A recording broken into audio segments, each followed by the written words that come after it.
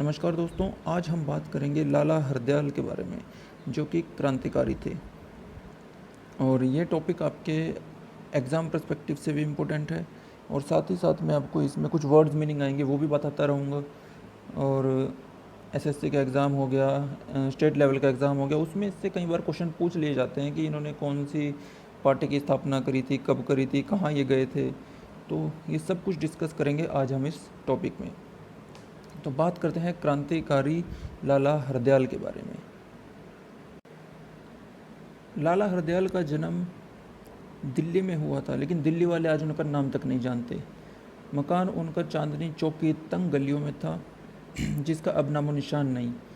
दिल्ली में viceroy Lord Hardinge के नाम पर जो पुस्तकालय था, अब उसे लाला हरदयाल के नाम से जाना जाता है। ये आपका एग्ज़ाम में क्वेश्चन बन सकता है, तो आप इसको याद रखिएगा। और हरदयाल के पिता गौरीदयाल दिल्ली के कचहरी में पेशकार थे। दिल्ली कचहरी में पेशकार थे। हरदयाल में गजब की प्रतिभा थी और हरदयाल एक बहुत ही अच्छे स्टूडेंट थे। इन्होंने अपने कॉलेज में टॉप किया था। एम्स में अंग्रेजी और इतिहास की परीक्षाओं में तो उन्होंने सारे रिकॉर्ड तोड़ दिए। सभी परीक्षक अंग्रेज थे और उन्होंने हरदयाल को 100% अंक दिए थे। जैसा कि आप देख सकते हैं, 14 अक्टूबर 1884 को इनका जन्म हुआ था और 4 मार्च 1939 को इनकी मृत्यु हो गई थी। देखो, दिल्ली में पढ़ाई के दौरान जो क्रांतिकारी मास्टर अमीर चंद से उनका संपर्क हुआ और वह उनकी क्रांतिकारी संस्था के सदस्य बन गए। वर्ष 1905 में हरदयाल को भारत सरकार से छात्रवृत्ति मिली। छात्रवृत्ति मतलब स्कॉलरशिप।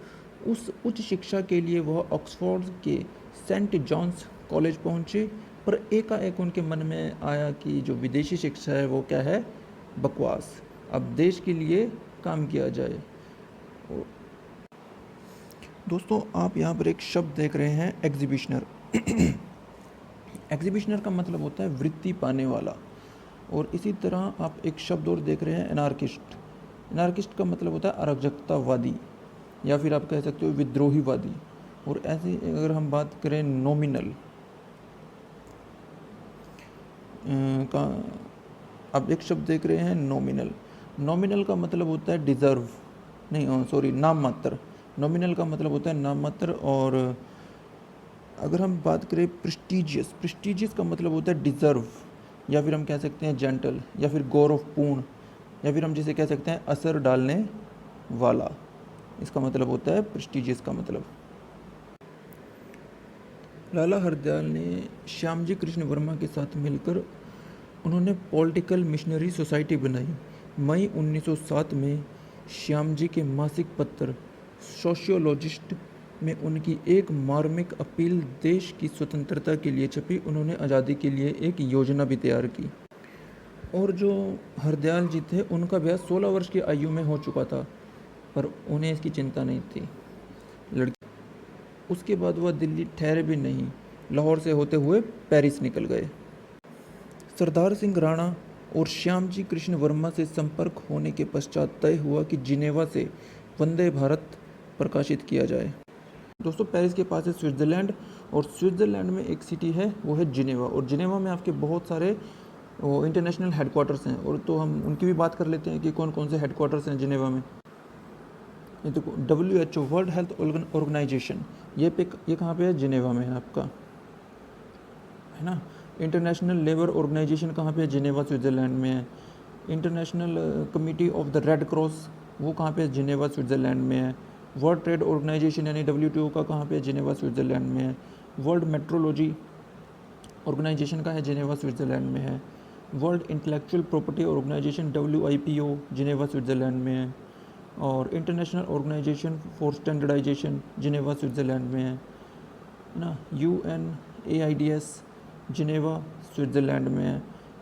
और united national education scientific and cultural organisation यानी कि यूनेस्को, वो कहाँ पे, पेरिस फ्रांस में है। तो पेरिस पेरिस की बात कर लेते हैं। OECD का कहाँ पे है, वो भी पेरिस फ्रांस में है ना। और बाकी तो ये दूसरे हैं। तो दोस्तों, ये जो सामने आप बिल्डिंग देख रहे हैं, ये है वर्ल्ड हेल्थ ऑर्गेनाइजेशन का ऑफिस, और उसके साथ ही UNAIDS का भी है। तो ये जो है ये कहाँ पे है, जिनेवा, जो कि कहाँ पे है, स्विट्ज़रलैंड में। ये आप देख सकते हैं, ये उसकी बिल्डिंग है वर्ल्ड हेल्थ ऑर्गेनाइजेशन की, जो कि स्विट्ज़रलैंड में है दोस्तों। और अब मैं आपको दिखाऊंगा इंटरनेशनल लेबर ऑर्गेनाइजेशन का ऑफिस। वो रहा ये कहाँ पे है, ये भी स्विट्ज़रलैंड जिनेवा में ही है। ये रहा इंटरनेशनल लेबर ऑर्गेनाइजेशन का ऑफिस। ये पूरी बिल्डिंग जो आप देख रहे हैं ये इंटरनेशनल लेबर ऑर्गेनाइजेशन की, और उसके साथ ही ये इधर है वर्ल्ड हेल्थ ऑर्गेनाइजेशन की। ये साथ ही साथ हैं, आप देख सकते हैं दोनों बिल्डिंग्स। ये कहाँ पे, जिनेवा स्विट्ज़रलैंड में। दोस्तों अगर आपसे पूछ लिया जाए कि रेड क्रॉस जो म्यूज़ियम है वो कहाँ पर है, वो कहाँ पे है, वो भी है जिनेवा स्विट्ज़रलैंड में। तो आपको मैं उसकी बिल्डिंग दिखा देता हूँ। ये देखिए, ये पूरा है international museum of red cross, ये सारा, ये देख लीजिए आप। ये है रेड क्रॉस का ऑफिस। तो आप इसको याद रखेंगे, ये आपके एग्ज़ाम में काम आ सकता है। तो इसको आप याद रखेंगे, ये आपके एग्ज़ाम में काम आ सकता है। दोस्तों अब बात करते हैं कि वर्ल्ड ट्रेड ऑर्गेनाइजेशन कहाँ पर है। वो कहाँ पे है, वो भी है जिनेवा स्विट्ज़रलैंड में। और ये आप उसके सामने देख सकते हैं, ये रही आपकी वर्ल्ड ट्रेड ऑर्गेनाइजेशन की बिल्डिंग। ये कहाँ पे है, ये भी स्विट्ज़रलैंड में ही है। और अगर हम थोड़ी दूर बात करें कि वो कहाँ पर थी, ये कहाँ पर है, ये रहा आपका WTO वर्ल्ड ट्रेड ऑर्गेनाइजेशन की बिल्डिंग, आप देख सकते हैं, ये रही। और दोस्तों अब बात करते हैं WMO की। तो WMO कहाँ पे है आपका, यानी कि वर्ल्ड मेट्रोलॉजी ऑर्गेनाइजेशन। ये रही आपकी उसकी बिल्डिंग, ये आप देख सकते हो। ये कहाँ पे है WMO, ये भी आपका जिनेवा स्विट्ज़रलैंड में ही है। ये उसकी बिल्डिंग रही, जैसा कि आप स्क्रीन पे देख सकते हो। देखो ISO की बिल्डिंग, यानी कि इंटरनेशनल ऑर्गेनाइजेशन फॉर स्टैंडर्डाइजेशन, जो कि कहाँ पर है, वो भी कहाँ पे है, जिनेवा में। ISO की बिल्डिंग मैं आपको 3D व्यू दिखाऊं तो ये रही आपकी ISO की बिल्डिंग है। इसमें फ्रांस की लैंग्वेज में लिखा हुआ है कुछ, ठीक है। तो ये उसकी जो बिल्डिंग है ये रही। तो वो भी कहाँ पे, जिनेवा स्विट्ज़रलैंड में। ये भी आपको याद रखना है, आपके एग्ज़ाम के लिए बहुत इंपॉर्टेंट है। दोस्तों अभी आप देख रहे हो UNAIDS की बिल्डिंग, वो कहाँ पे है, वो भी है जिनेवा स्विट्ज़रलैंड में। ये उसकी बिल्डिंग है, आप देख सकते हैं। ये देखिए, ये कौन सी बिल्डिंग है, UNAIDS की, आपको याद रखनी है, जो कि आपके एग्ज़ाम में पूछी जा सकती है। ये भी कहाँ पे है, ये भी है जिनेवा स्विट्ज़रलैंड में। दोस्तों अगर हम बात करें यूनेस्को इंटरनेशनल की, ब्यूरो ऑफ ऑर्गेनाइजेशन या फिर एजुकेशन, वो कहाँ पे है, वो है आपकी ये जो बिल्डिंग आप देख रहे हैं, ये है यूनेस्को की। ये आप देख सकते हो, organisation for economic corporation and development की। तो उसका ऑफिस कहाँ पे है, वो आपका पेरिस में है। वो ये रहा। अगर मैं आपको बिल्डिंग दिखाऊं तो आप देख सकते हो, ये वाली जो बिल्डिंग है ये किसकी है, OECD की, जैसे कि आप देख सकते हो।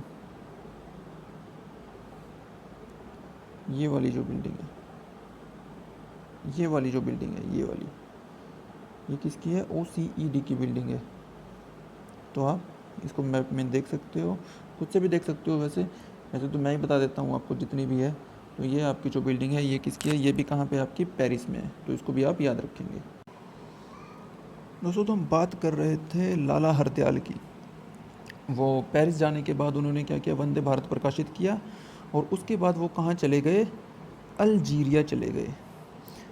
फिर वहाँ से वेस्ट इंडीज़ के टापू ला मार्टिन होते हुए अमेरिका में जा बसे। सैन फ्रांसिस्को में अध्यापन करना शुरू किया। वर्ष 1912 में उन्होंने स्टैनफोर्ड विश्वविद्यालय में भारतीय दर्शन और संस्कृत के अध्यापक का पद मिल गया। जो हरदयाल जी थे उनका जो वेतन था वो था 2000 रुपये। तो लेकिन उससे वो संतुष्ट नहीं थे, और वहाँ पे उन्होंने क्या किया, फिर त्याग पत्र दे दिया और गरीबों के बीच रहना शुरू कर दिया। तो उससे जो गरीब थे वहाँ पे उनके लिए उन्होंने जागरूकता पैदा की, जो वहाँ पे इंडियन रह रहे थे। तो इसी तरह जो उनका प्रभाव था वहाँ पे बहुत ज़्यादा बढ़ गया था। जो वहाँ के राष्ट्रपति थे उन तक भी उनका प्रभाव पहुँचने लगा था, और उनकी जो प्रतिभा थी उसकी भी वहाँ के राष्ट्रपति ने बहुत कदर की थी। और उसी समय उन्होंने वहाँ से नवीन गीता की रचना की। याद रखना, जब वो कहाँ पे थे, अमेरिका में थे, उसी समय उन्होंने वहाँ से क्या की थी, नवीन गीता की रचना की थी। लेकिन क्या था, वो हर घटना पे नज़र भी रखते थे। क्या हुआ कि जब वो वहाँ पर थे सैन फ्रांसिस्को में, तो 23 दिसंबर 1912 को दिल्ली के चांदनी चौक में जब वायस राय लॉर्ड हार्डिंग पर जब बम फेंका गया, तो हरदयाल ने सैन फ्रांसिस्को की सभा में क्या कहा था, उन्होंने कहा था, पगड़ी अपनी संभालिए मीर, और बस्ती नहीं, ये दिल्ली है।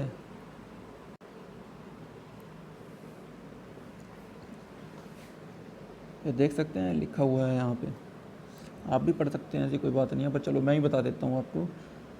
तो ये सब हुआ था वहाँ पर। हरदयाल ने फिर युगांतर नाम से पर्चा छापा, जिसमें वहाँ रह रहे भारतीयों में उत्तेजना फैल गई। उसके बाद उन्होंने सैन फ्रांसिस्को में एक बड़ी सभा बुलाई, जिसमें प्रवासी भारतीयों से देश की स्वतंत्रता के संघर्ष में सहयोग की अपील की।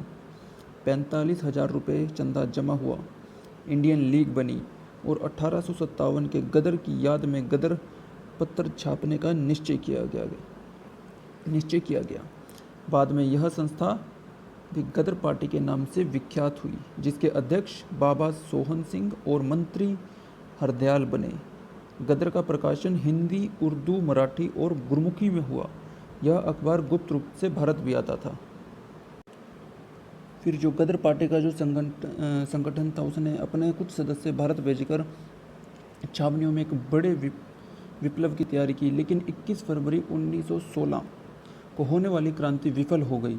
मुकदमा चला, जिसमें कई लोग काला पानी और फांसी की सज़ा हुई। लाला हरदयाल भी पकड़े गए और वो भी अपना काम चालू न रख सके। फिर 5,000 रुपये की उन्होंने जमानत पर छूटे और उसके साथ ही वो कहाँ चले गए, स्विट्ज़रलैंड चले गए। वहाँ से जर्मनी पहुँचे।